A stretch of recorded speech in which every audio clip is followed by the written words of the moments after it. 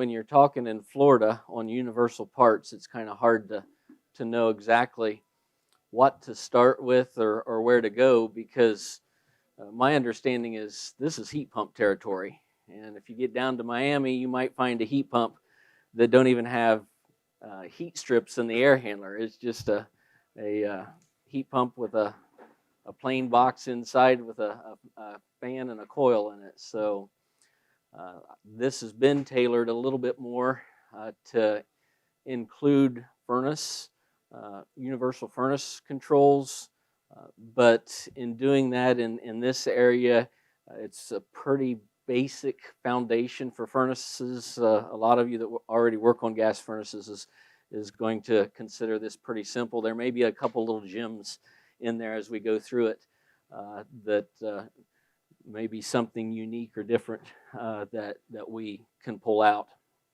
So we're at 8:29. Are we going live feed here from what I understand? I'm live. Very good. Well, welcome everyone to the White-Rodgers presentation here for Universal Controls for today's HVAC technician. And my name is Jim Fultz. I've been in the industry since 1988. Back going to trade school, learned a lot of the book smart stuff, and got a job as an installer and then as a service tech, learning the real world application. And any of you that's went through that knows there is a difference. There's a good benefit of the foundational school information that you can get, but there's nothing like the real world experience. So today, our game plan for today is going to go through why universal, how does something become a universal part? And then we're going to cover furnace operations, defrost operations, contactor operations, and finally utilizing the WR mobile app and how to make it your best friend. So at any point, if there are questions, feel free to raise your hand and let me know. There will be opportunity at the end. We'd like to do a lot of the questions at the end as well, but if you got something on your mind, sometimes you forget it by the time we get to the end, so I'm okay either way. Part one here, why universal? How does something get the universal title? We're going to go through obstacles as well as understanding benefits. So how does something get a universal title? And what is universal? Universal, Merriam-Webster just simply says it's adapted or adjustable to meet varied requirements. And we're all familiar with a thermostat, with the ability for a thermostat to be what we would call universal. They work on a multitude of furnaces. There are a few systems out there today that would be communicating thermostats that talk specifically with the board, but by and large, our thermostats are really universal. They can go on any type of a system. And universal just simply means in HVAC that a control has the ability to work on a variety of original equipment manufacturer designs. Thermostat's always been that way. Well, here's an early thermostat, and actually I would have seen these 30 years ago. This would have been, Linux was the last one to get on board. But can you imagine wiring a thermostat with letters like X, M, L, F, R? You know, what do they mean? And Linux was trying to keep their uniqueness at the time by having their own identifiers. It was still a universal from the fact that it had a fan, a circuit for heating, a circuit for cooling, a circuit for a heat pump, but they weren't universal in the fact that anybody that was working on any other system understood what this meant. Well, standardizing that came about. This is the same subbase, it's the same plastic, the same screw design, everything, but now we have a different label design. So the old subbase X now was identified as G. You all know what G is. This one still has a little bit of uniqueness from the fact that here yet we still didn't have C or our common circuit. It was labeled B, and that would have been the common circuit. But what what you would have thought A down here, 24-volt hot, is what it was. It's the R terminal. So now that you see what those labels mean, it makes it a lot simpler to understand. And that's really the goal of today is to help for you to understand how a universal control will fit in and how you can make it work, because you only have so many different variables that you're dealing with, and it's really a short list. Back in 1990, I was in Indianapolis, Indiana, at an air conditioning service school for 2 weeks. And during that time, the instructor said, we're going to go over air conditioning, residential air conditioning refrigeration. And by the way, there's only 66 different things that can happen within a refrigeration cycle that will cause it not to function. Well, at the time, that was kind of a revelation for me, because I would look at an air conditioner and the air conditioning system and think, wow, this thing has endless things that can happen that will make it not work. And in reality, it wasn't endless. And once you know the parameters of what you're working with, it's a lot easier to get your mind around how much that you're dealing with and how easy it is to understand it. Same way with a wiring diagram. You look at a whole wiring diagram and you got a whole bunch of wires going everywhere, and it looks like a spaghetti mess. But if you look at one wire and trace it from one spot to the other, you understand it.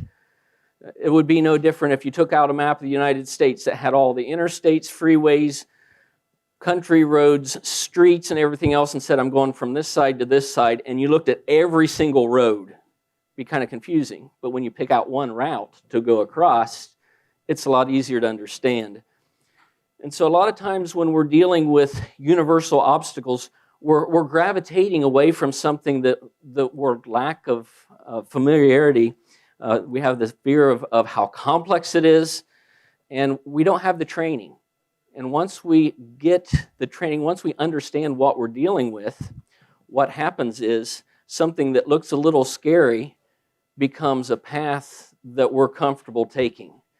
And that's our goal today, is making understanding bring ease of use, ease to be able to understand how to use a universal control. Why consider universal controls? Well, if a system fails, you research only OEM. And I was in a parts house once. Contractor walks in and says, hey, I got this model of furnace and I need this control. And the parts man looked up the model furnace and says, oh yeah, we have that part available. It's at another branch. We can have it here in 2 days. So what's the contractor do? What would you do as a contractor? I'll let you know. You're going somewhere else to find something to take care of that customer that day. And when you're looking for OEM parts, that can happen. You can go to multiple places trying to find your OEM part when an aftermarket part would be readily available to save you all the time of the research. And the other factor of that is sometimes you think, well, a OEM part is less expensive than the aftermarket part. There's both of those out there. And from being in the industry 30 years, being a technician as well as a company owner, I was familiar with the pricing of different things, and there are some components that have so many extra bells and whistles that they cost more than the plain Jane model. However, there are some, and one of the things we're going to talk about today is control boards, where the OEM control board has got a higher price tag than what the universal aftermarket board does, even though that the universal board has a lot larger of a spectrum of what it can actually cover to replace. So your two factors, if you're trying to get something to take care of a homeowner, you're going to eat freight overnight. It's going to run the cost up that either you're going to pass that on and the homeowner's going to have a really expensive repair, or you can consider an aftermarket part that's going to be less expensive. You can pass that savings on, or you can pocket that savings and make the job a more profitable job for you. Customers appreciate that available alternative. They're not interested in waiting a couple days for that part to come from somewhere else. So, universal benefits. And these are some of the products that we have at White-Rodgers. 77% of all single-stage furnaces made within the last 15 years can be serviced with one of 5 of our universal integrated furnace controls. 92% of heat pumps, single-stage compressors, can be serviced with the universal defrost control, the 47D01U, 843, and then 99% of contactors. And these are numbers that we come up with internally on all these. We know that, we could have said, well, it's 100%. Well, there's always a few out there that have something a little unique and different. And so we leave that margin of error in there, that the majority of your contactors can be replaced with the Emerson 49M11 Sure Switch. And that's a standard single-phase contactor. So let's start and head through. The first section that we want to cover is these integrated furnace controls. And this is going to kind of be the Furnace 101 that I mentioned a little bit ago of the basic that we're dealing with within furnaces. Diving it down or taking it down to your common level here. You got 2 efficiencies. You got the standard efficiency, which is an 80% efficient furnace, and then you got the high efficient furnace, which is 90 plus. Those are our 2 furnaces that are out there on the market today. Heat exchanger, difference in the heat exchanger. Your 80% efficient furnace is going to have a heat exchanger that's at this point just an extruded tube. Is the way they're designed. The 90% plus furnaces will have a secondary heat exchanger. That heat exchanger is based on the bottom of the furnace, and within that, what happens is the burner burns into the top of the heat exchanger. That's the hottest part of the flame at that point, and as the air is coming up across that, it's taking that heat and being able to put it in the house, and as it goes through the tube, it cools off, and then it gets to this coil at the end of the heat exchanger that's got fins that allows that burnt gas that's still got heat in it, but now the heat's less to be able to be absorbed into that air, and the air is actually coming from the bottom, so it's hitting that secondary coil where the air is cooler inside. There's less heat in there, picking that up before it goes through the primary heat exchanger, picking up the rest of the heat and taking it into the conditioned space. And I'm going to run through these fairly fast, so I think it's a lot of basics, but like I say, if you have any questions, don't hesitate to ask. The burner area, we're going to go through the components in that, and the first thing we talk about is the gas valve. An older furnace, we're talking the furnaces that would have had the standing pilot that were eliminated here by the EPA, and those furnaces, there's still a few of them out there, but for the most part, most of our gas valves now are a hot surface ignition or a direct spark ignition, and the common universal valve that we would have for that is the 36J22 214. That valve can be used for both hot surface as well as a direct spark. The manifold and burners, as the gas valve would hook onto the manifold, comes down. In-shop burners is one of the names of the burners. We used to call them jet burners because when we went from the ribbon burners of the old standing pilot furnaces that came on and flowed gas really slow and quiet like a gas grill would do, and went to these sounded like miniature jets. There were homeowners who were saying this furnace is a lot louder than what my old one was, primarily because of the sound of the in-shop burner. The benefit of this is because it was an in-shop burner and that was pushing that flame into the heat exchanger, it required an inducer to pull that air through the heat exchanger and exhaust it. What that did was, prior, when there were ribbon burners, the fan would come on, and if there was a crack in the heat exchanger, that fan would go past that crack and have the ability to suck some of that carbon monoxide out into the airstream, and that's where you would get poison or carbon monoxide poisoning from a furnace. Today's furnaces, with the inducer motor is constantly pulling a vacuum on that heat exchanger. It's pulling air through that heat exchanger. So when the fan comes on and blows across the heat exchanger, it's not pulling air out of the heat exchanger into the airstream. That inducer is pulling air from the airstream into it. So the risk of carbon monoxide poisoning in today's furnaces is very, very negligible. It would have to be a crack at a very specific location that the fan could push that air into that crack and force it around back out into the airstream. So a lot safer with the inducer motors now, either 80 or 90%. The way that these furnaces would ignite is through either a hot surface igniter or a spark igniter.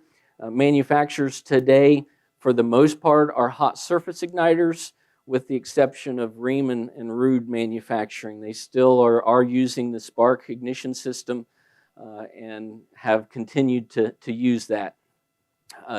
The igniter, whatever type it would be at one end of the burners, and then at the complete other end of the burners would be what was called the flame sensor. That flame sensor, most flame sensors will have 120 volts going into them. But the amperage or the current is not enough that if you stuck your finger in there and touched it, you might be able to feel it, it might tingle, but it's a really low current draw. And what's happening is, as that flame goes across that rod with that current, the process of the flame converting from natural gas or propane, mixing with oxygen, and creating the flame process breaks the molecules apart, and in the process of breaking those molecules apart, turns into the carbon monoxide. But that process of breaking them apart separates the positive ions and the negative ions. And the positive ions actually carry that electricity to the burner itself, ground itself to the burner. And that's where, to test a flame rod, you can test it with a meter reading milliamps or millivolts, excuse me. It's a small amount of amperage that you're actually pulling through that you're going to read. And I think I was correct. I need to change that. It should be milliamps. It's the amp draw that you're actually reading. And that confirms that burner is on. The reason that is at the opposite end of the igniter is to make sure that all the burners have came on all the way across. If the flame sensor was right beside the igniter, then a couple of the burners at the other end might not come on and you'd never know it. So they're separated for that purpose. The inducer motor, and here's a little bit of novel information on this. You can tell the difference between an 80 and 90% efficient furnace by the housing of the inducer motor. An 80% efficient furnace is going to have a metal housing. It's going to take more heat. You got a higher temperature that you're dealing with there versus the 90%. The 90%'s pulled that extra heat out during going through the secondary heat exchanger coil, and it's cool enough that plastic can be used to be able to take that heat and send it on up the flue. Pressure switches are in place, and a pressure switch starts out in an open position. The inducer comes on and it closes. If there wasn't a pressure switch, you would never know if the flue is blocked or not. And so a pressure switch is put in to be able to close, showing that there's suction on that pipe and that the flue is not restricted. And having a stuck pressure switch would be the same as not having one at all, because it would be closed all the time. And so when a furnace starts up, it will look to see that pressure switch circuit's open and then closes after the inducer comes on. That's a safety check of the pressure switch, on top of the pressure switch being a safety to make sure that the flue is open and the furnace can run.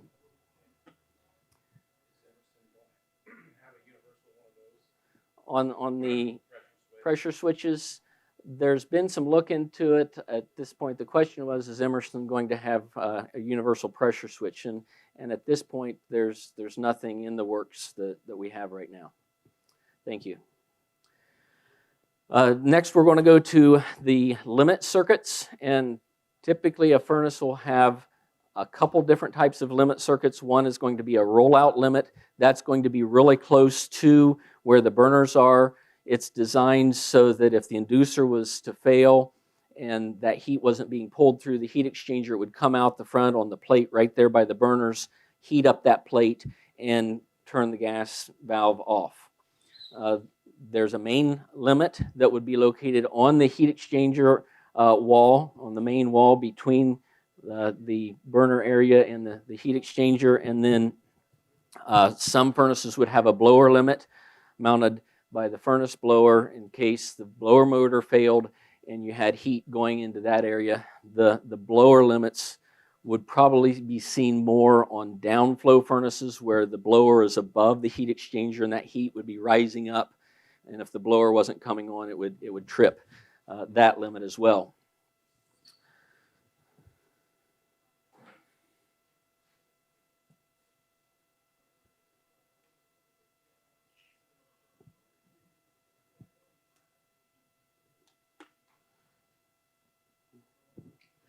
And we're skipping some here, I'm sorry. Our computer's freezing up a little bit. I think we're getting there. Going from the burner area to the blower area. The blower area has primarily the blower assembly in it, which is the blower itself, the motor inside. And that blower, this style of blower, we call a squirrel cage. And that squirrel cage, it's got a name, and that's not working. My animation is not working on that. If he's going to come out and do that, I think I can do it this way. There we go. So a squirrel cage gets its name from a cage that a squirrel could run in. These happen to be hamsters, and you really would want to be the front one, not the back one, because that's no fun to try to be playing catch up in a squirrel cage all the time.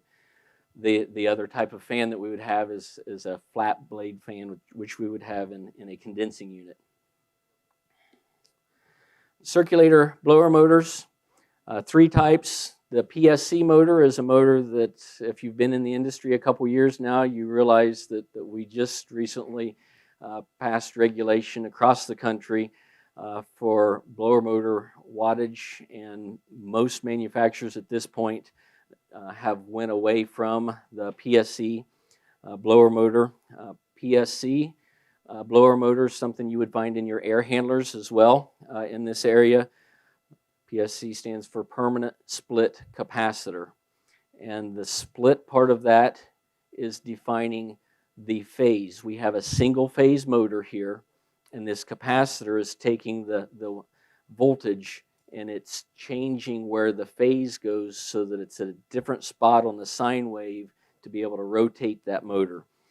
An ECM X or an ECMV, both of those motors are both motors that would typically be called a three-phase motor. They have three equal poles on them, and they would function as a three-phase motor. However, they have an electronic control on the end of them that takes that AC voltage, converts it to DC, and splits it out into the three legs to allow it to run.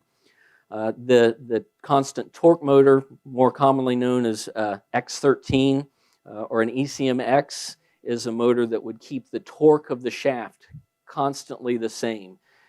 With that constantly the same, you can still have a variation of airflow of how much CFM you've got going through a unit.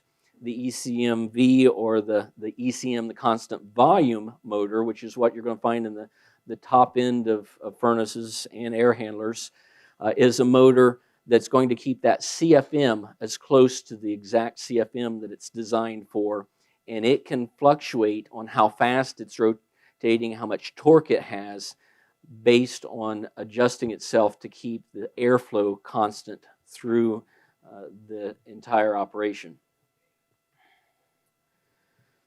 24-volt transformer is located in the blower area, and this is part of important in understanding what we're going to talk about in universal in furnace controls, because you're looking at a transformer that's running control circuits, And remember earlier I said there's 66 different things that can be wrong within a refrigeration system. Within a furnace, these are the circuits that you're going to deal with on the 24-volt side of things.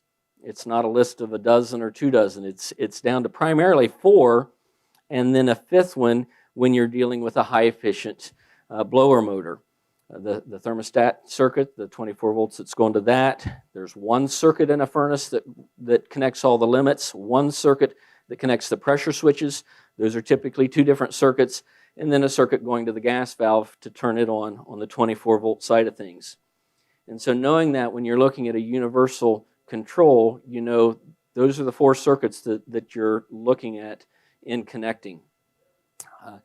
With an integrated furnace control, there are manufacturer designs, and these would be the main differences when you're trying to determine what universal control is going to work for me.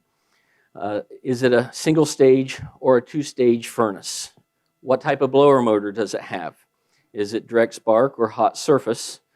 And then there are some manufacturer-specific options that you need to take into consideration, and that's the biggest thing when you're crossing over a universal control, is something that may be specific to the manufacturer. And what am I talking about in that? And that's primarily things like the plug-in that's on the control. Could be a 9-pin or a 12-pin, or it could be inline. We have a question?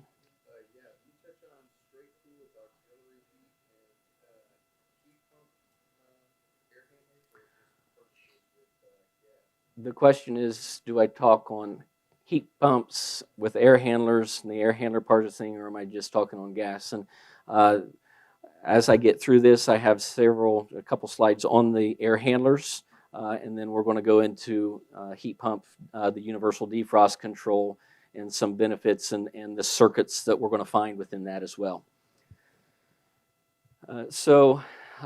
With looking at these options, those are going to be your options. Now, do you have to remember, and do you have to know this furnace is this and these specific things? Well, for our answer today, you don't have to. All you have to have is the White-Rodgers mobile app. You take your old control and you punch the old model number in, and it's going to tell you if we have a replacement control, what that control is. And so you're actually trying to digging into this information. This is more along just simply sharing with you what you could be looking for in that, but actually knowing what to cross over, we take care of that work for you. There's also non-integrated controls. These are sometimes called modules rather than controls because they're only pieces. And this is what we would have had prior to somewhere around 1996 when a fully integrated control came out. Fully integrated means it controlled every aspect of the furnace. Prior to that, there was a fan timer. Prior to the fan timer was a metal spring, a bimetal spring that went into the furnace that would turn with the amount of heat that was on it, close a switch, and the fan would come on. At this point, we have a fan timer, and this fan timer has been built into the board. This is one of the differences that you're going to find on universal controls, and this is probably going to be about the only setting that you really deal with, and that is the burner fan off delay. When the burner shuts off, how many seconds do you have till the blower needs to shut off? And that can vary with furnace manufacturer. Some could be a minute, some could be up to 2 minutes. So there's a variation there, and those are typically changed in dip switch settings. And so that's what you're primarily going to deal with when you're trying to set up a universal control. On these, the fan timer would have had those dip switches for the different timers, and then you'd have had a module for direct spark or hot surface. So I got a little slide here just simply to go through that sequence of operation to give a little bit of definition of how that sequence is actually happening. And we'll play that.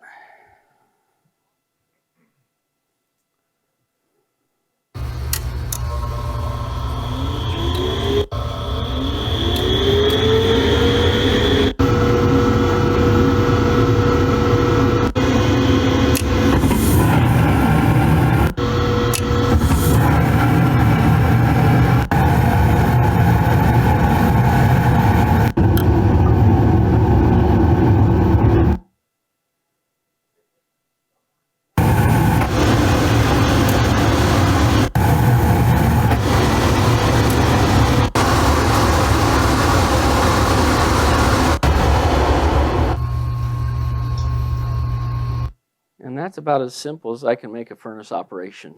That's from start to finish, all that's going on. You got 4 low voltage circuits.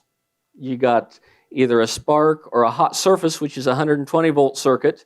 You got a 120 volt circuit running an inducer motor, and you got a 120 volt circuit running a blower motor. That's it. That's the extent of what you're dealing with within a gas furnace. And here's the list that we just went through of those parts. The first 4 24 volts, the first 3 24, the flame sense, which is kind of a circuit of itself because it's not using a full voltage to operate something. It's reading the microamps, the igniter, inducer, and blower. On today's circuit boards, most of them are 12-pin or 11-pin connectors on them. 11-pin inline, 12-pin Molex. And those main pins, the 12 or 11-pin, are going to be the 24-volt circuits in and out through the control. Your 120-volt circuits are sometimes plugged directly in. Sometimes they're on a separate plug. Those plugs can be a 2 or a 4-pin plug. And this is where we start getting confusion of all the variations of different manufacturers throughout a large period of time. You could have started out originally with all of the circuits as spade connectors, and you plugged the individual wires on. And as time progressed, rather than individual wires, the plug-ins got larger and larger till we've got to the 12-pin and 11-pin inline today. And so looking at something like this is, well, how am I ever going to know which matches up with which? I get a box and I open it up and I get a pile of wires like this. How in the world am I supposed to know what I'm supposed to hook up here? And this is where the lack of understanding, the fear of the unknown catches most people in dealing with furnace controls and that universality of it. So we're going to go through a couple quick steps here. First, you're going to verify that cross-reference. You're going to go to the WR mobile app on the boxes. They have a lot of the listing of the cross-references right on the boxes. So you can check with that. On this application, this is kind of our most common PSC single-stage universal control. And this control would replace igniters that are 120-volt igniters, as well as a period from 96 to about 2001 when some manufacturers thought of a brilliant idea to use an 80-volt igniter for a while. That's since gone. We're now 120 all the way across the board, but there's still some of those 80-volt igniters out there. And so when you're going to replace the control board, you want to match the voltage of the control board with the voltage of the hot surface igniter. About 7-8 years ago, I went out to a home. The homeowner had a company come out twice a year, 3 or 4 years, and replace the hot surface igniter. It kept burning up.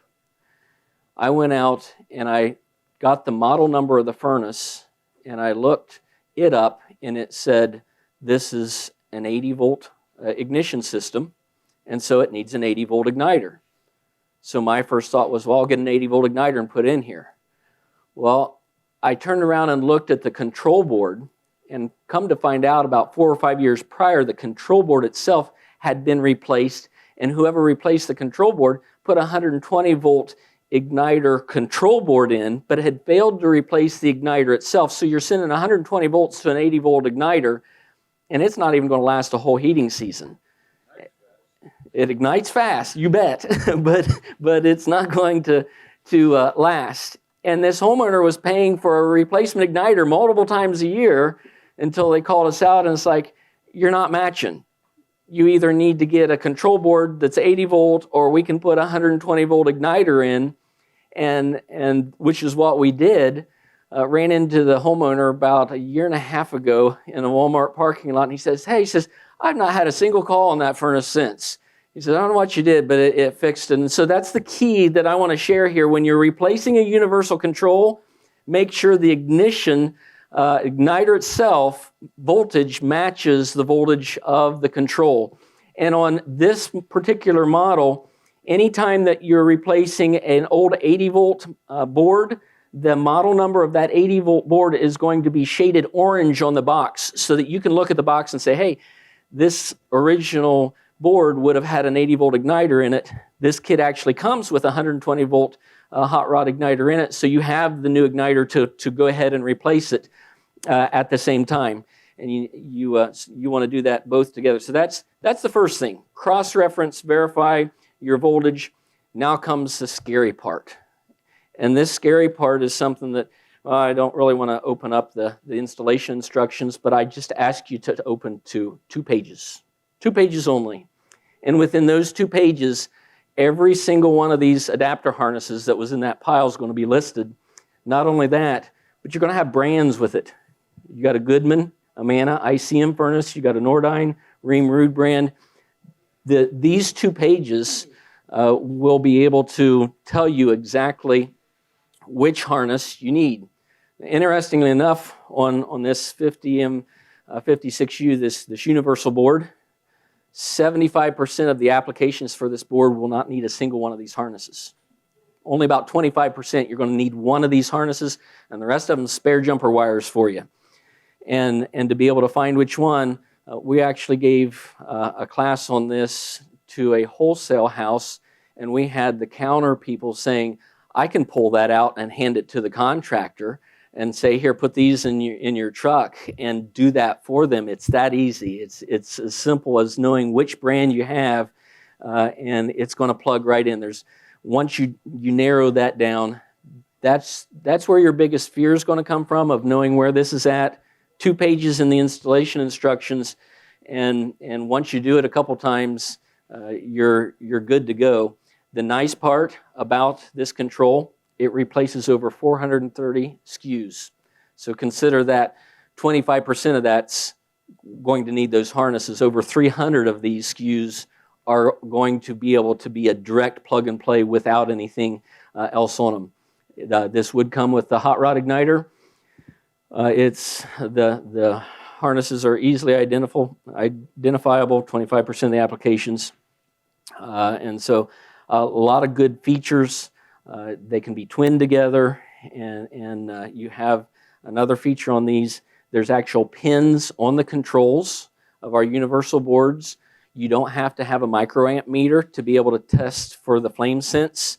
The control takes that flame sense and can feed it back through the board as a DC voltage. So you can turn your meter to DC volts, put it on the 2 probes that are sticking off the board, and 1 DC volt equals 1 microamp. You got a really easy conversion to be able to test and see if you got a strong flame, if the flame sense is functioning properly. All right, let's switch to air handlers here for a little bit. And this is a situation where you have 3 different air handler controls, and they have different styles of connectors on them. And now we have a universal control that can handle multiple ones. This is also an example of 2 controls that we made, and we could have made 1, because this control right here takes care of all 3. Why didn't we just make 1? Why did we make a second one? Well, in making that 1, the additional cost to have that one made to cover an ECM motor was enough that it wasn't competitive with the pricing, with the boards it was replacing on the PSC side of things. So we made a PSC only version so that it would be compatible and it would be affordable. We wouldn't be running into saying, okay, we got an aftermarket part that's now more expensive than the OEM. And even our PSC covers 2 styles. So this is a carrier application where 1 control board would cover both a spade style of application and an inline pin application. Both the spades and the pins are on that control. The difference between these 2, one is called a 48M55751. The other one is called a 48P 55751. P stands for PSC only. M would be multiple motor speeds or multiple motor types. And that would be the two differences within them. When you're dealing with the M, with multiple motor types, you do have the ability to switch between the two, and the next slide will give a little bit more detail of that. The fact that you have the ECMX relay and spade terminal on the multi-blower control. Also, in the old controls, we'll go back a slide here real quick, these controls had a little wire that you would cut as a jumper wire when you wanted the time delay. With the wire on, you had 0 time delay, you cut the wire, now you had a 90-second time delay for the blower to go off after the air handler no longer has the call for cool.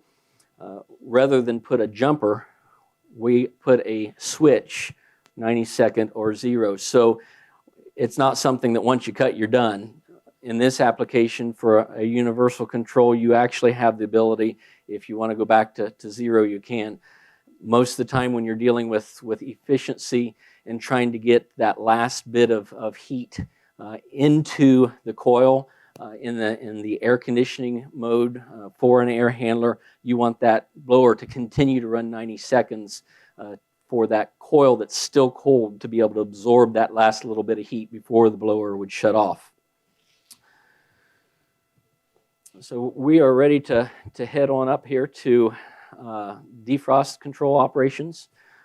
And the main part of what we want to cover here is primarily dealing with the actual time versus demand defrost. And there's a good bit of difference in those that I'd really like to share. First of all, we're going to skip the basics. Hopefully you all understand what a compressor and a condenser fan motor and contactor, all the basics within a heat pump are: reversing valve, and typically an outdoor coil temperature. Those are your basic components that we're going to be discussing. Most of your defrost controls are a single board. Back 30-some years ago when I started, circuit boards weren't a consideration in heat pumps. You would open up a heat pump and you would have a spaghetti set of wires with a timer, a mechanical timer, and a hold relay, and a contactor, and multiple relays in there. Your job's a lot easier today thanks to circuit boards, because this takes all of the guesswork out of wearing all of those different parts. They're all put in internally in the board, made a lot easier to operate. With these boards, there's two manufacturers, Carrier and Goodman, that are still utilizing time defrost. And what I mean by time defrost is it's defrosting so many minutes it's going to kick into a defrost. Let's go into that a little bit more in understanding the difference between the time and the... I'm going to back up here. I hit it twice. Let's catch this first here. On the time defrost, your timer is going to initiate defrost mode every 30 to 120 minutes. Whether it needs it or not, it's kicking into the defrost mode. Your reversing valve is switching over, and it's checking the coil temperature sensor at that point to see, hey, is this coil cold enough for us to actually go into defrost? If it's warm enough, it immediately goes back into the heating mode. But in the meantime, you've got all the electricity, all of the energy of switching into defrost and switching back out. And this is happening typically every half an hour to 2 hours with Carrier and Goodman, primarily the users of this. So in running this, see if we can get this to run here real quick. You go through a 2-hour cycle here, and every 30 seconds, you're going to hit a defrost mode. So within a 2-hour period, you have now ran 3 defrost modes. You've had that reversing valve kick over, and you're starting and stopping the condenser fan motor. You're using extra energy that you wouldn't have to use if you was looking at the demand defrost style. The demand defrost style is taking in the outdoor coil temperature, and it's also taking into consideration the outdoor temperature. And with that temperature and that coil sensor, it's determining when that coil gets frosted up, when it gets cold enough, and when it determines that there's frost on it, that's when it initiates. So you start running with demand defrost, it could go up to 6 hours without defrosting if it's warm enough outside. If you get some ice on it and it determines that it needs it, then it will kick into defrost. But you can have demand defrost initiating only when it's needed, versus time, you're going to consistently have that kick in on a regular basis. So what's the benefits of going with a demand defrost type of an application? Well, you're running more cycles, so if you want to extend the life of a heat pump, running less cycles in the defrost cycles is going to add additional life, not have the wear and tear, and you're going to have cost savings. And we've estimated somewhere between $200 to $400 a year in savings using demand defrost versus time defrost. And then with demand defrost, the control that we offer this with, the universal control, it will run a defrost cycle every 6 hours. So it's not like you have a 24-hour period and you're never going to get a defrost. Why do you want it to run it every 6 hours? Well, within the refrigeration circuit, you have the refrigerant and you have oil. And that oil is circulating through the system, and it's keeping the bearings in the compressor lubricated. And what will happen when you're in the heat pump mode, you've now taken the evaporator that was inside and made the outdoor unit the evaporator. And you've taken the condenser that was outside and made it the hot condenser inside. Now you have that cold evaporator on the outside, and you have oil going with the refrigerant through this cold evaporator. And as the oil goes through the cold evaporator, the viscosity of the oil slows down. It gets colder and it slows. And that extra oil slowing down and getting stuck in the outdoor evaporator will keep that oil from being able to circulate back around and keep the compressor lubricated. And so by going into a defrost cycle every 6 hours, now you have that evaporator coil, the outdoor coil, warming that oil up with the coil, and allowing that viscosity of that oil to continue to go around through the refrigeration circuit and keep that compressor from getting its bearings washed out. So it is needful that you do continue to have that cycle. Question? We are a factory authorized Carrier dealer, so this is the benefits of demand defrost. I've wondered this before, especially after listening to the podcast with you and Brian. Why does Carrier or Goodman do that? Do you know at all? Is it cost, or I mean, it seems obvious from from somebody like us. Why would engineers, as advanced as they are, why do they not? Do you have any ideas? So the question is, why do Goodman and Carrier continue to use time defrost rather than demand defrost? And at this point, not having that relationship directly with them and understanding exactly what they're looking at, I don't know that I could give you that answer of why they would choose to continue that. You could ask them, and there's potential that we could see them change to a demand defrost sometime down the road. It's maybe something that's not been in their research and development up to this point. And it's interesting because Carrier and Goodman are leaders in heat pump sales. They have the majority of the heat pump units out on the market in the United States. So you have a Carrier unit or a Goodman unit, and you go out and you're servicing this unit, this is something that you could, on a unit that's not even requiring, upgrade the control board in that unit and replace it with our universal defrost control and configure it to be demand defrost. So you can take any Carrier unit, any Goodman unit, and convert it over. And the slide before shows $200 to $400 a year savings.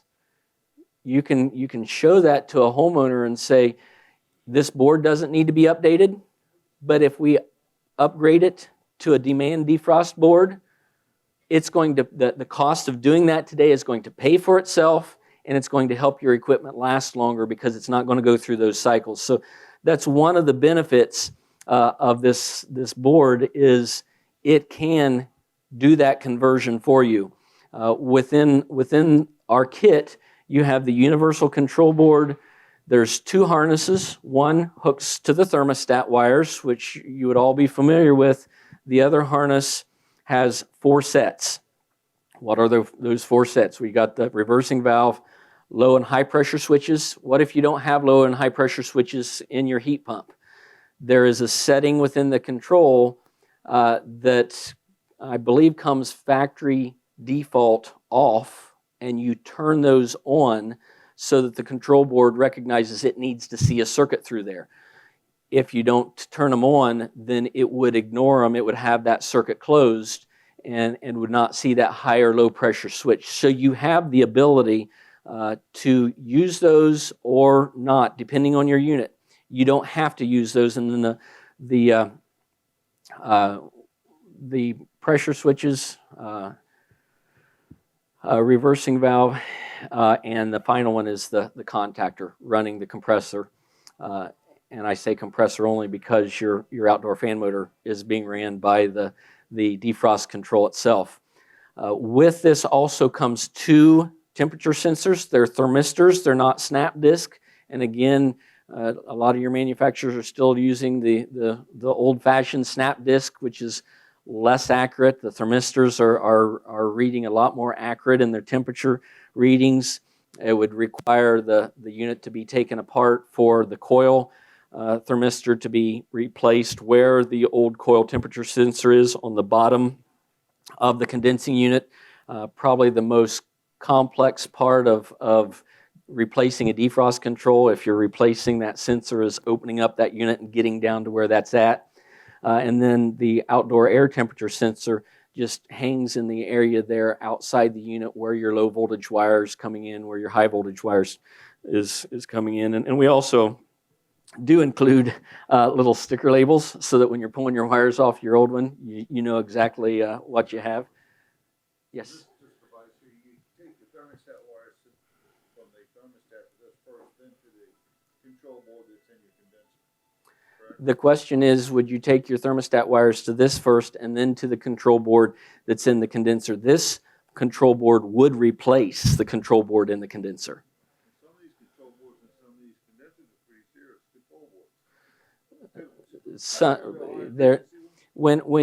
When you're talking about multiple stage, 2-stage compressors, or variable speed, or units that have, there's some units that have an ECMX or an X13 in the condensing unit. Those would not cross over to this. This would primarily be for your PSC condenser fan motor, single stage compressor system. Once you're getting above that efficiency, there's a lot more going into those. Yeah. Another question.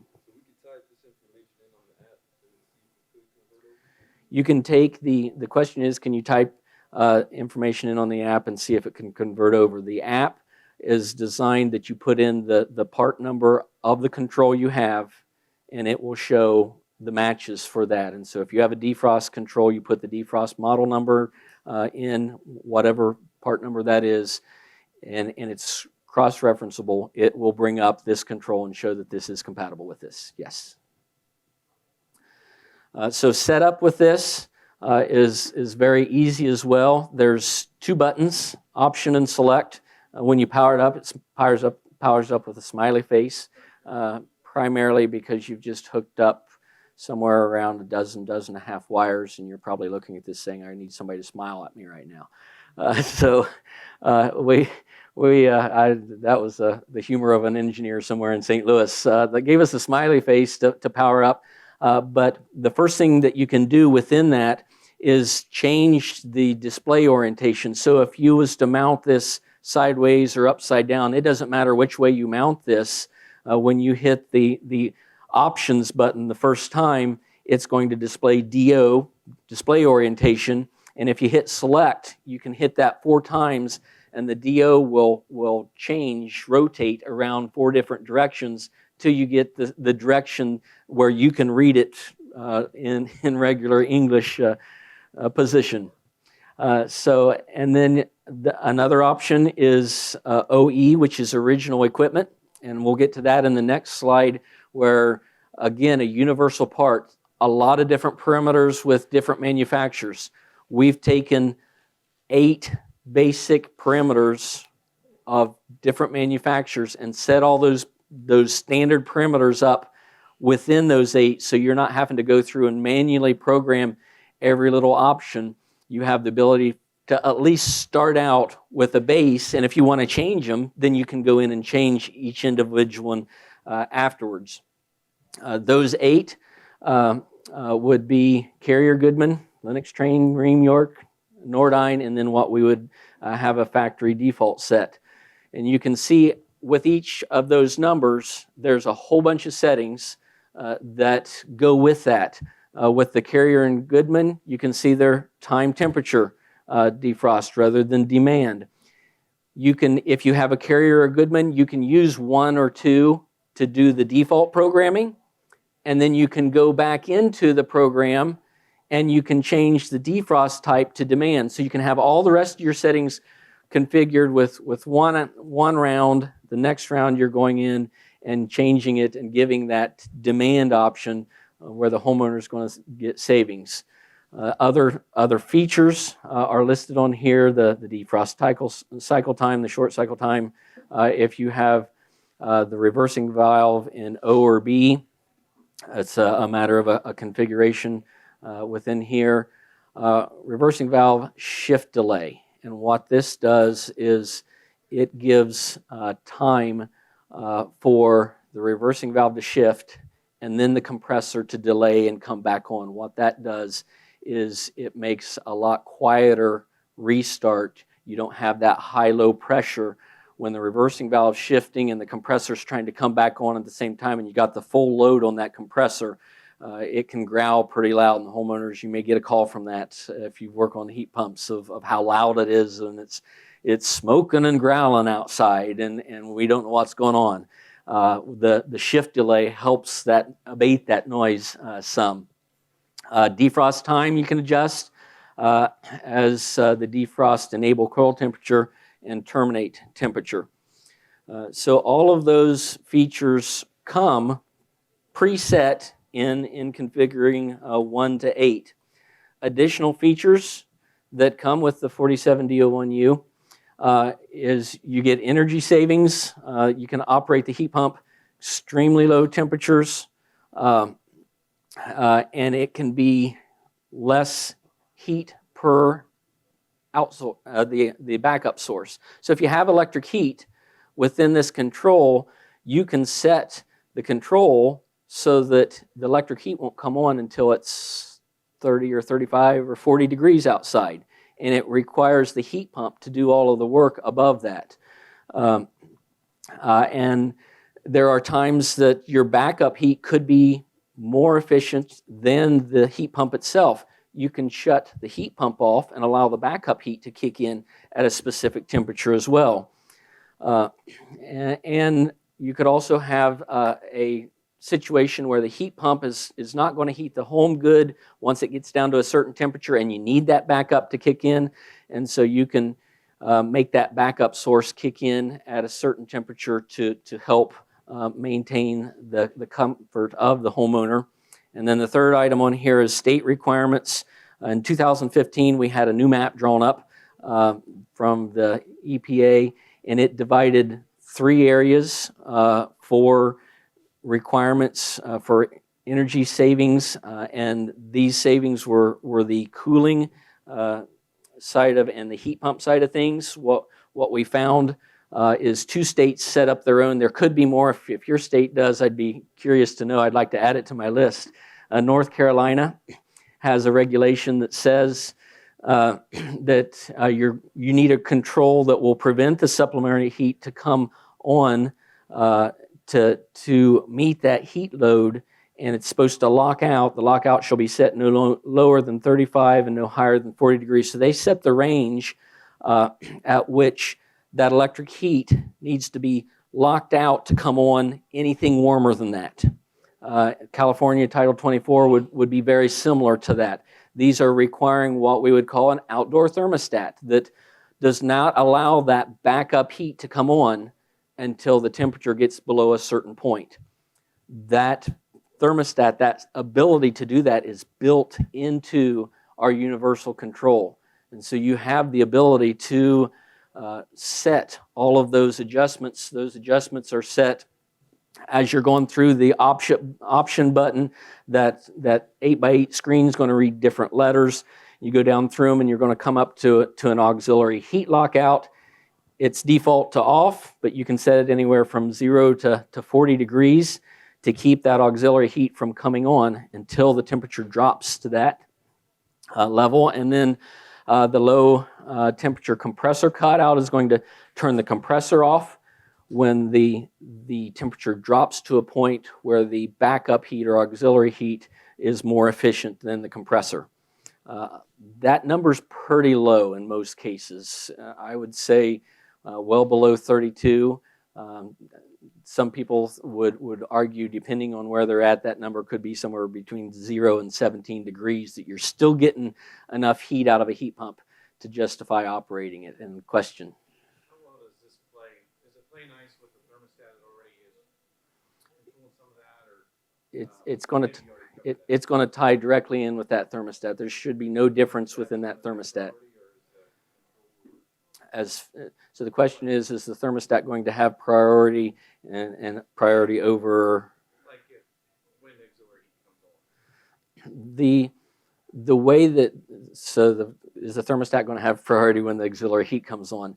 The way that this would be wired would be you would go through the thermostat, and you could wire it however you wanted to, but you would go through the thermostat with your auxiliary heat and then run that out to the defrost control.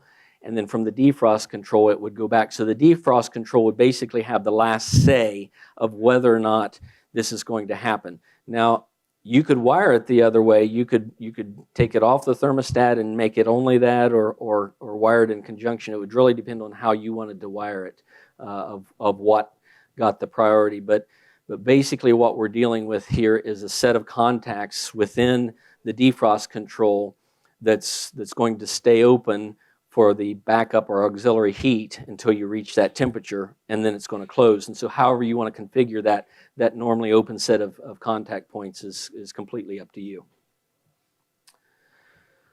Summary of the defrost control and some of the benefits that we have here with the 47D01U.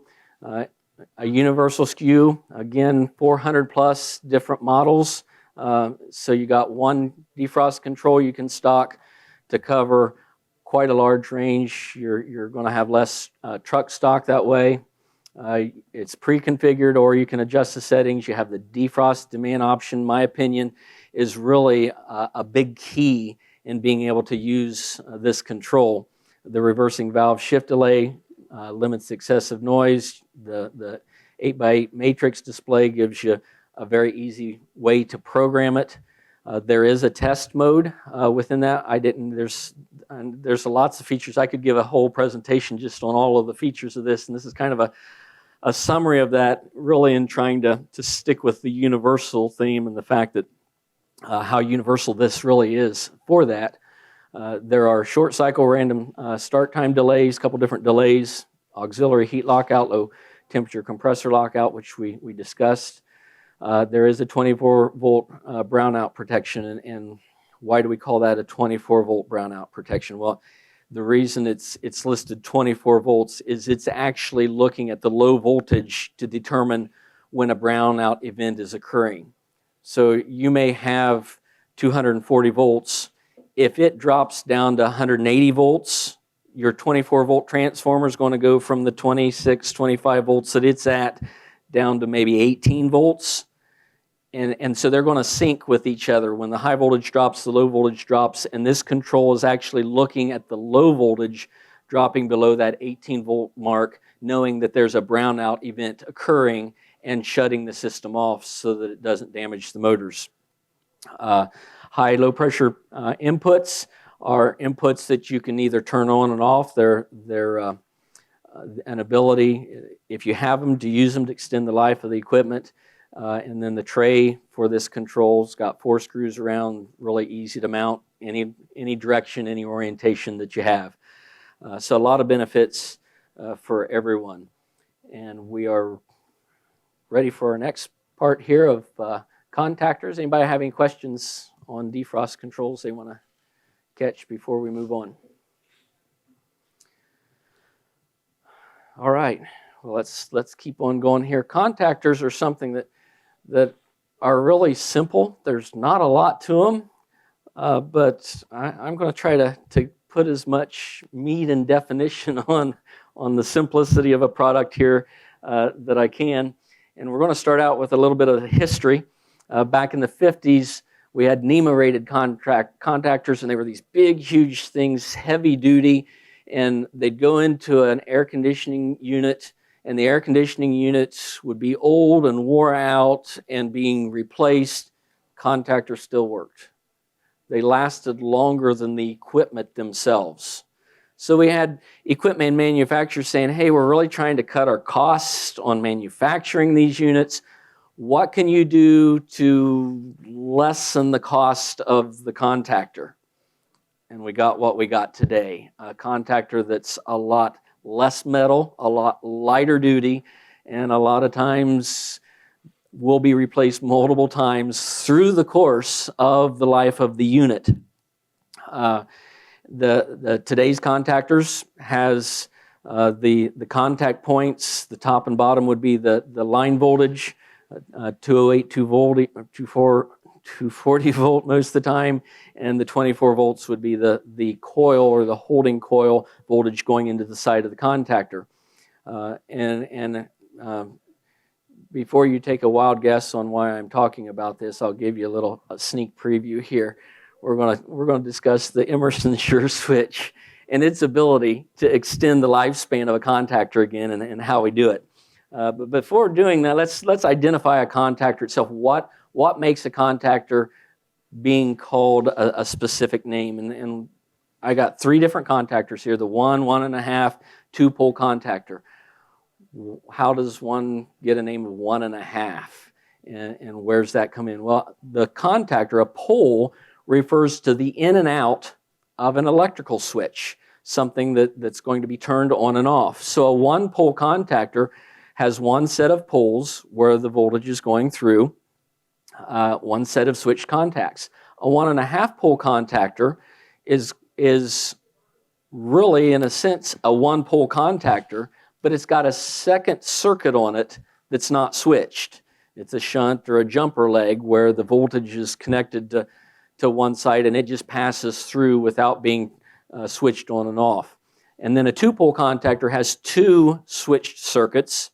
2-pole contactors 15, 20, 30 years ago were pretty common in air conditioners. That was the standard contactor. When that contactor was open, neither one of the 120 legs from the 240 volt was going into the condenser. There was no voltage present at the compressor, no voltage present at the condenser fan motor.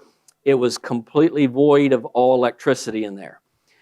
What we've seen in recent years is manufacturers going to the 1.5-pole contactor, and what that does is it allows one side to have voltage to it going through, and what happens is when the contacts are open, it'll actually go through, backfeed through the motor windings and come back and stop at those contact points.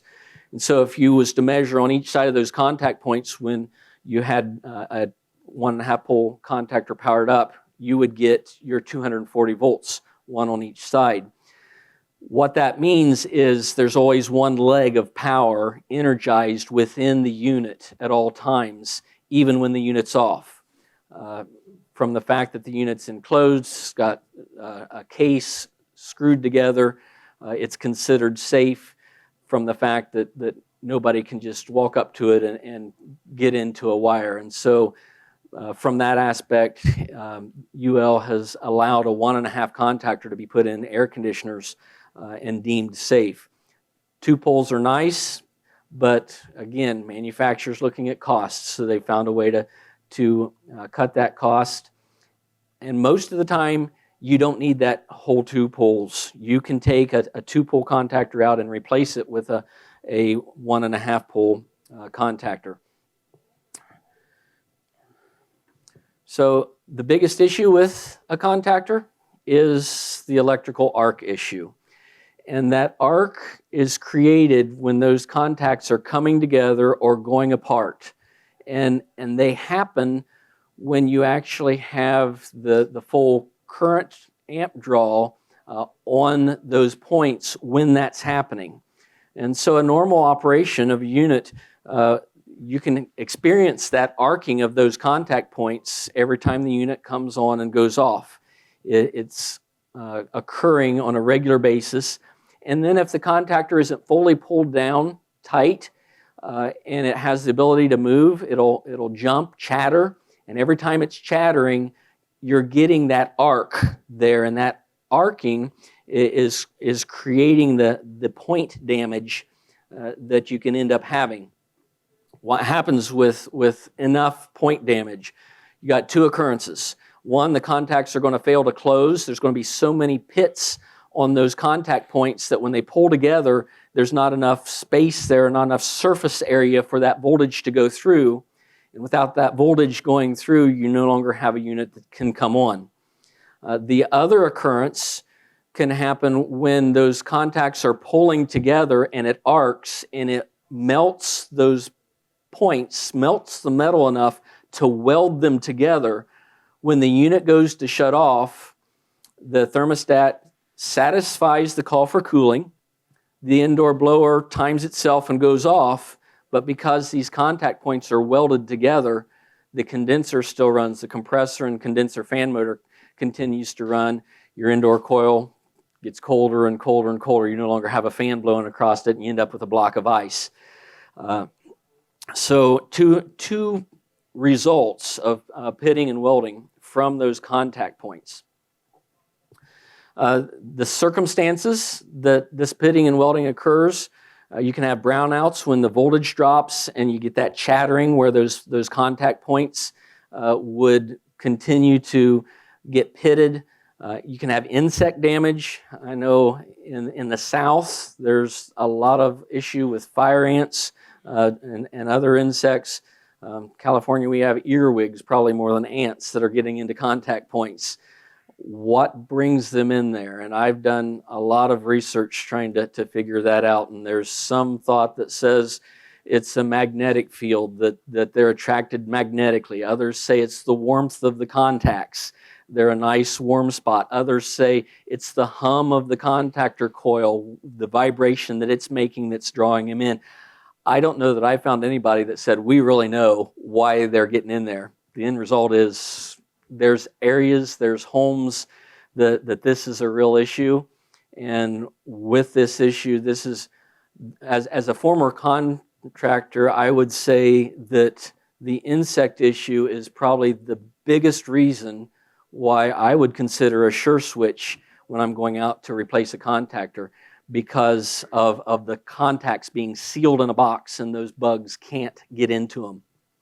The third issue, voltage drop. You may have an air handler in a second-story attic, a condenser out on the ground somewhere, long line set, long thermostat wire, and the thermostat wire has voltage drop because of its distance. And with that voltage drop, if the actual home voltage drop fluctuates, goes down some with that, very good chance of getting contact chattering or jumping as well from that. An interesting part of our sure switch is I took a sure switch box and cut the top off of it so we could actually see the parts, the coil, and then the contacts are over here. It's just one set of contacts. And when this pulls, it pulls and it almost snaps into place. And the terminology that the engineers have come up with is that it's latching, which means that when it pulls over and closes, even if that voltage isn't a solid 24, it's snapped into place to the point that it's not going to chatter. It's either snapped on or it's pushed and snapped off. So there's the elimination of low voltage causing chattering is one of the benefits within the sure switch. Let's try to understand that arc damage a little bit here. And that arc damage is understood really by a simple drawing of the sine wave, and this kind of gets technical, so I'll try to simplify it as much as I can. And in alternating current, you have your on this application, we're really looking at the amperage, but you could put 0 volts here, 120 volt positive, 120 volt negative. And as we have alternating current, it's going up and down across this 0 current mark. In the US, we're at 60 hertz. This is happening 60 times a second. For what it's worth department note would say, by the way, Europe is 50 hertz for some reason. I don't know why. But 60 hertz is what we're dealing with 60 times a second. And when the sure switch was designed, it was designed to try to eliminate that spark or that arc for the pitting. And so the whole idea of the control board was to be able to monitor the sine wave and to watch and see when those contacts open if there was any spark or any arc. If you are somewhere at the top of the sine wave when you got your 35 amps or your potential of your 120 volt on that side of the wave, those contacts close, you're getting that arc, that light that you're seeing. If the contacts close when it's close to 0 volts, when it's passing through that as it's alternating, you don't have any arc because you have 0 volts, 0 amps. Your draw at that particular split second of time is not going to create any arc. And so what we've done is we put an electric eye that's molded inside that box. And whenever that contact opens up, it's looking for light. And when it sees a spark, it's going to adjust itself on this sine wave. Sometimes this, when it's initially powered up, it could take 3, 4, 5 times until it gets to the point that it's opening up right when it's at that 0 arc area of the sine wave. So you're eliminating this spark, this arc of electric, and you now have contact points that are going to last 5 times longer than your contact points within a regular contactor. So not only do you have them sealed from insects, but now you got an algorithm in a control board that's actually watching for a spark or an arc of electricity and minimizing any pitting that's happening. You've eliminated the ability for it to chatter and spark through that with the latching mechanism. And now you have a contactor that has a lot more value with it than your standard contactor. Some of the benefits, it's not an open, no more bug issues. It's not an open contactor. Some have a dust cover or protective cover. Those really are, I kind of call them a joke a little bit because there's still a little spot there, dust gets in and an insect can get into that and get it. And until you get to a sure switch where you have a completely sealed box, you're eliminating any type of bug issues. It is. Sure switch. Yes. The question was, sure switch a trademark name, and Emerson builds them, and yes is the answer. I would guess your normal contactor is going to be, what, $10, $12, somewhere in there, and the sure switch is going to be probably 60, 50, 60 bucks, somewhere in there. This is a step up. This is an upgrade. And there's a couple more. Yeah, the question was, would you sell this as a step up? The answer is yes, it would. Another question. Does it have any type of warranty? Because sometimes I've seen like a 24-volt coil they ground out on contactors and end up burning the fuse. So the question is there a warranty on this? And the whole Sure Switch comes with a 5-year warranty on it. That was something I was going to mention in the future, but I will cover right now. There are times that contractors will take this to the homeowner and say, I'm putting a part in your condensing unit, it's got a 5-year warranty. And what that also does is it ties your customer back into you a little bit more, because the next time there's an issue, maybe they don't have it serviced for 3 or 4 years and it gets dirty and it's not working right, they're going, I got a 5-year warranty part in here. I'm going to call this contractor back. And so there's a little benefit, additional benefit with that 5-year warranty. Another question. I just had an online question going back to the fitting and arcing. Somebody asked what amperage is the arc damage starting at? So the online question we had was what amperage is the arc damage starting at? And we can run back to this right here. This is showing your typical amp draw. The Sure Switch is rated at 40 full load amps. That's its maximum rating. And so typically on the top of your sine wave, you're going to be somewhere around 35 amps is the highest you're going to see that. Your ideal amp draw when those contacts close is 0. It's going to be very, very close to that 0 point when it starts. And that's also doing another thing. It's also starting a couple motors at that 0 point of the sine wave cycle as well. So you're not trying to kick the full amp draw into that motor the instant that those contacts close. Does that answer that question good enough? Okay. Very good. Thank you for all your questions. Does it come in a 3-phase? Another question, does the Sure Switch come in a 3-phase? And the answer to that, we'll go back to this that I'm getting ready to go over. Today, right now in March, you are seeing the debut of a change of the model number, 49M11. It used to be 49P11. And the M11, we are just starting to build. They're in our distribution center, and that M stands for multi-volt coil. And so we now have the ability, that door opens, got quite a glare here, but there's 3 terminals here that allows you to have a coil voltage of 24 volt or 120 or 240 volt. But it's still single phase.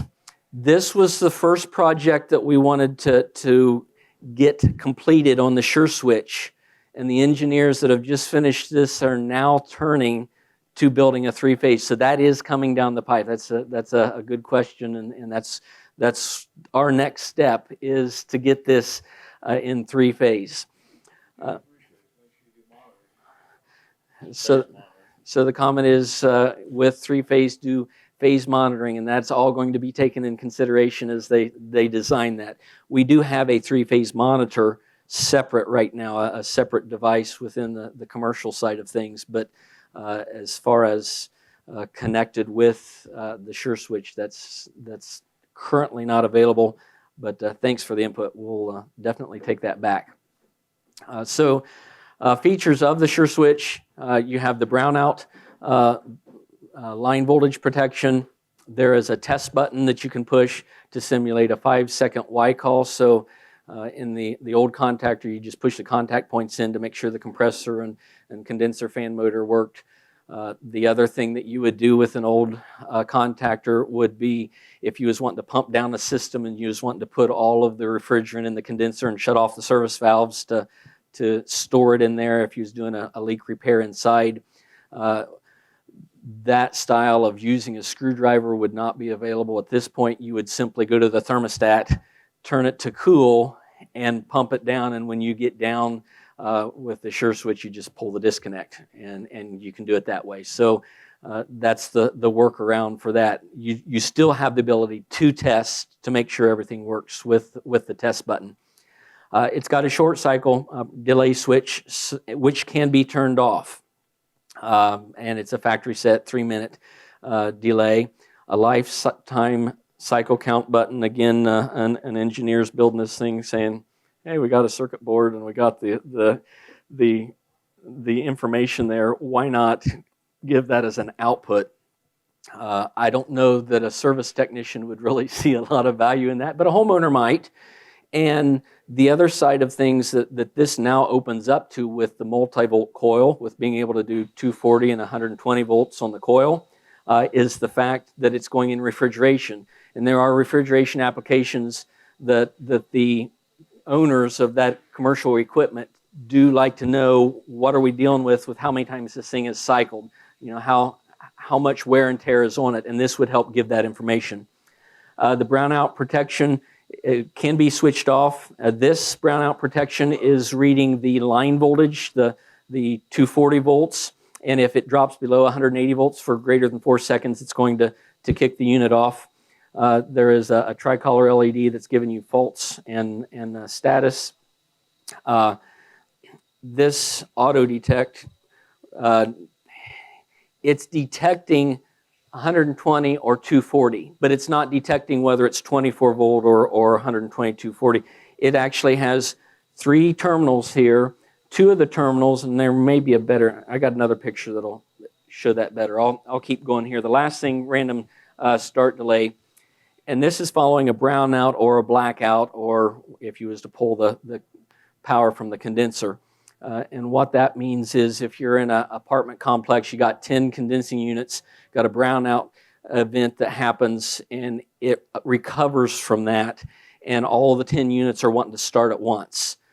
The brownout recovery delay will make them start at different times, anywhere from 5 to 90 seconds, so you don't have 10 units spinning that meter all at once. The random start delay on the brownout or blackout is different from the short cycle.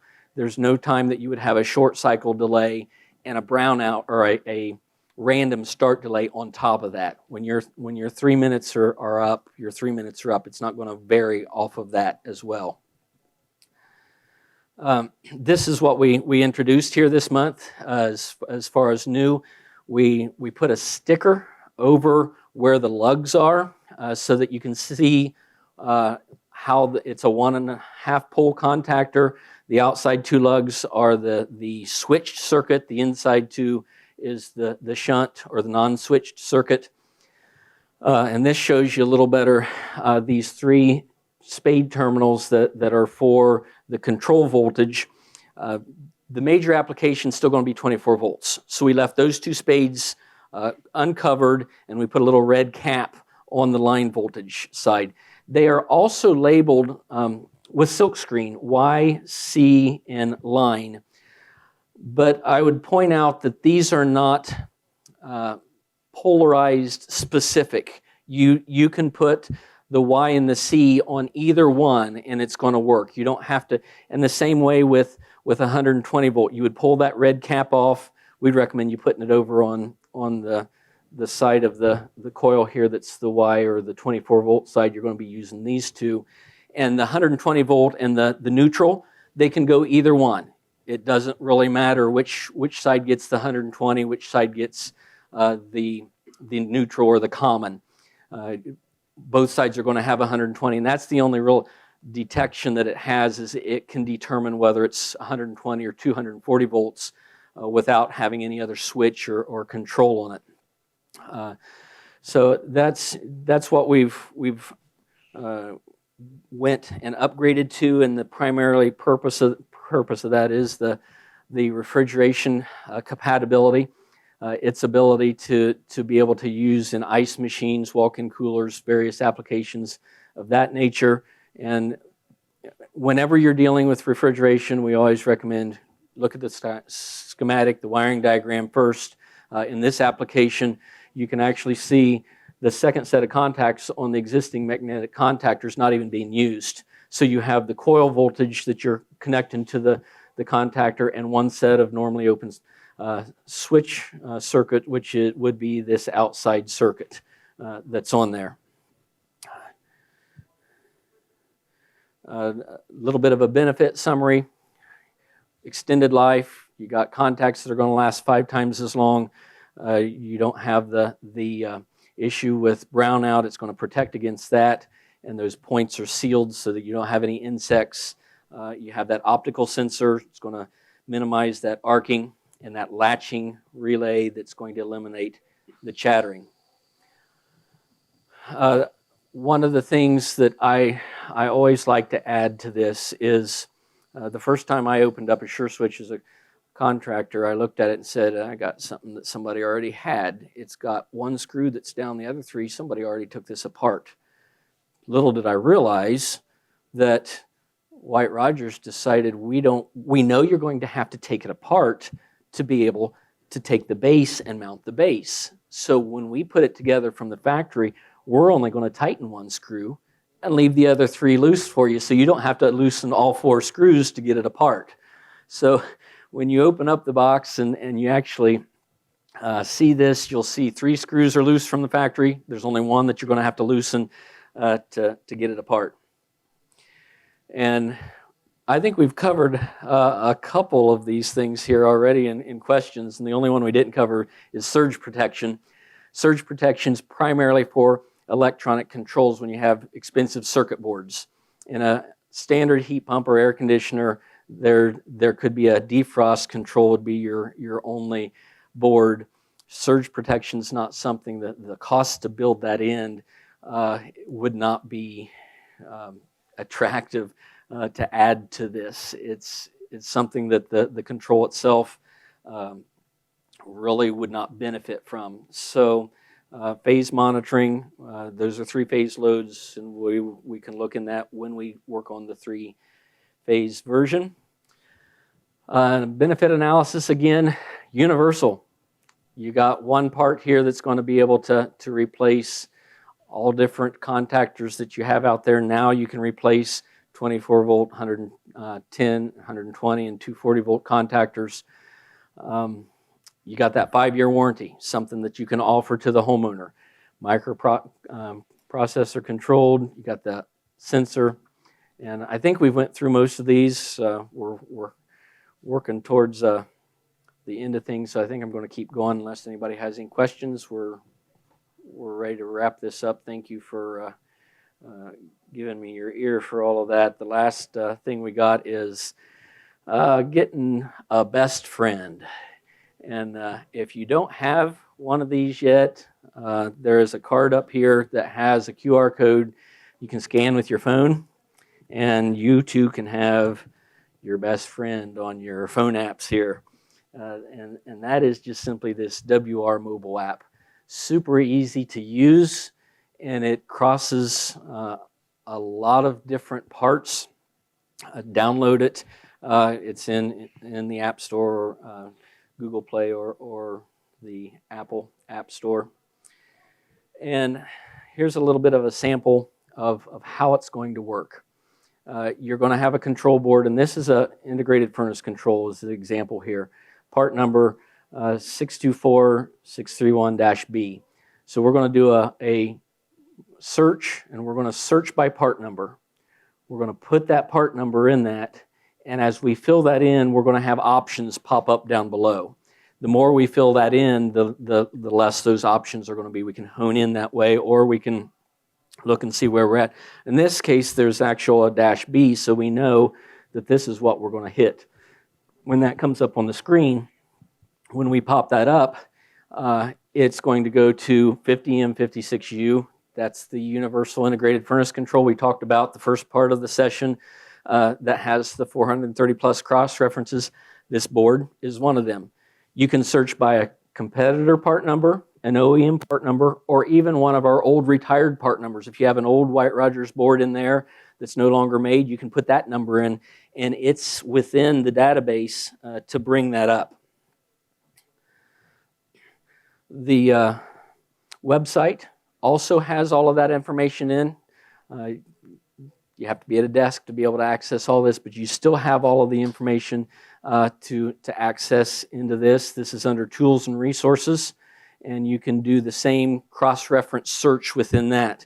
And I don't have a slide on it, but if you was to go into Products and Heating Controls, the integrated furnace controls that we talked about earlier today, we have been building installation videos that we've added within the last 6 months to the site, and we're continuing to add those. So if you're wanting to see how the step-by-step process through a video of installing those, you can find those on the website, as well as the White-Rodgers YouTube channel. And with that, a little practice, and it's easy as tying your shoe. Thanks for watching our video. If you enjoyed it and got something out of it, if you wouldn't mind hitting the thumbs up button to like the video, subscribe to the channel, and click the notifications bell to be notified when new videos come out. HVAC School is far more than a YouTube channel. You can find out more by going to hvacrschool.com, which is our website and hub for all of our content, including tech tips, videos, podcasts, and so much more. You can also subscribe to the podcast on any podcast app of your choosing. You can also join our Facebook group if you want to weigh in on the conversation yourself. Thanks again for watching.